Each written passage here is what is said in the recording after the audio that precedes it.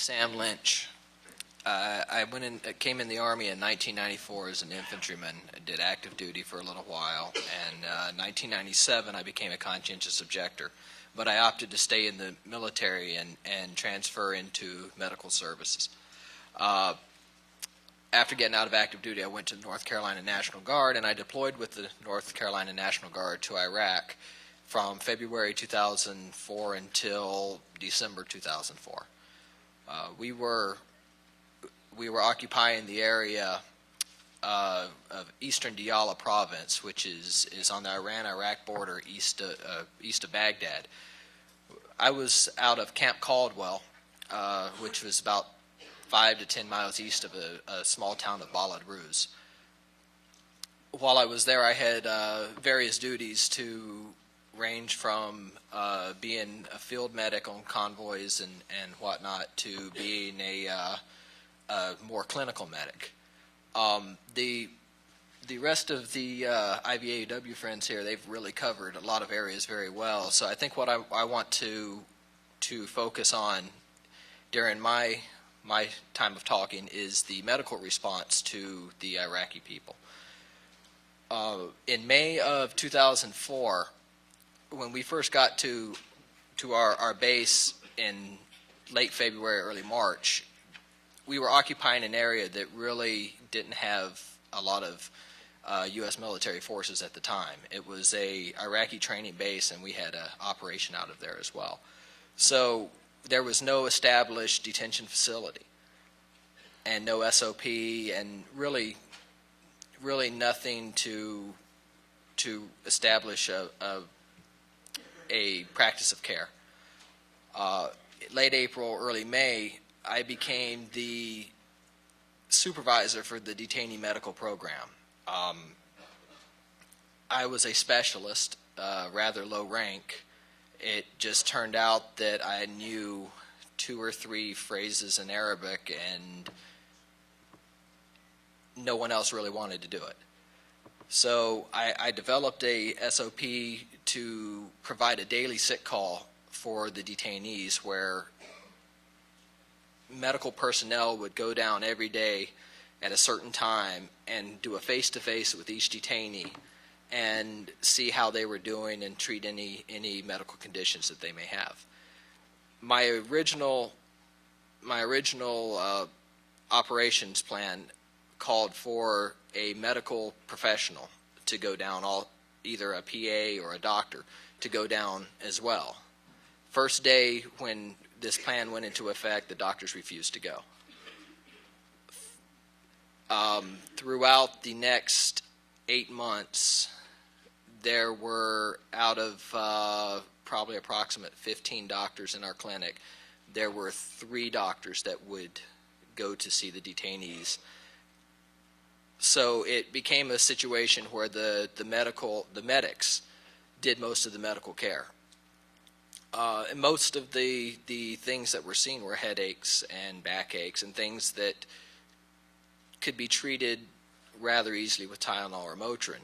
But there were urinary tract infections, there were hernias, there were things that really did require a doctor's care. And when I confronted doctors with it, in at least 4 cases, 4 different doctors responded that we're not going to see them because they're not American. Our detainee facility was a 72-hour tops detainee facility where they would bring the locals in who were being detained and decide whether or not they had enough evidence to push them forward to a larger detainee facility such as Abu Ghraib, or I think there was one in Tikrit as well. So we only had them for a very brief period of time. Some specific instances, early on, there was a individual who had blood clots in his lower legs, and it was a fear that a blood clot would loosen itself and become lodged and cause a stroke. So we had him on Lovenox shots twice a day to cut out the blood clots.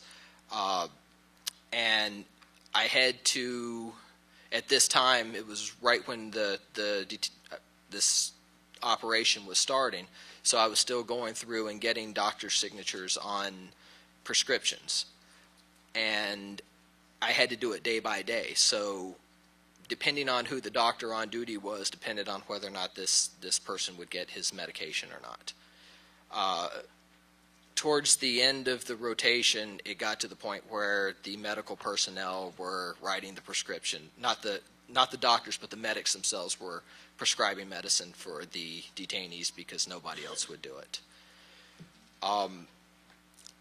Going into the detainee center, when we did a initial assessment of all the detainees, there was a tendency for the MPs who ran the detainee center to want to identify the detainees by what they were being arrested for. And so instead of it being an individual, they lost their name, they became a number, and it became 30-0024, for example, try to bomb U.S. soldiers, or is targeting translators.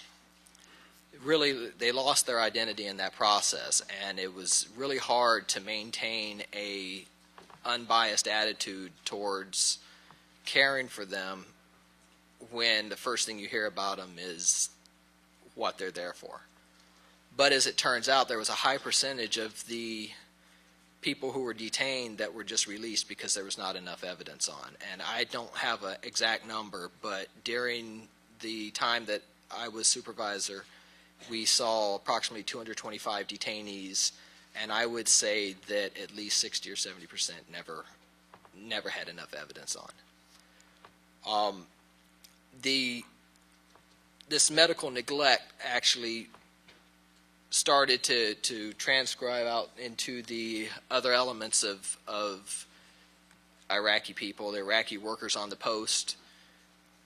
They would be doing construction work and have an injury, and they would be refused treatment. The translators, there was a translator who I worked with quite often who developed a hip problem, and tried to get him an x-ray, and the doctors refused treatment on him. There was just a lot of neglect, and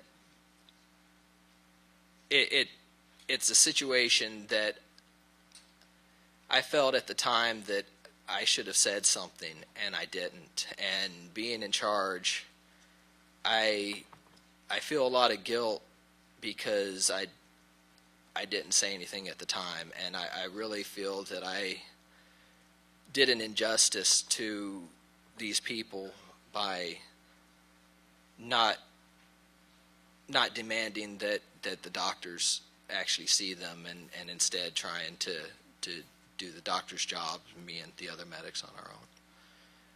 And I believe that's all I have.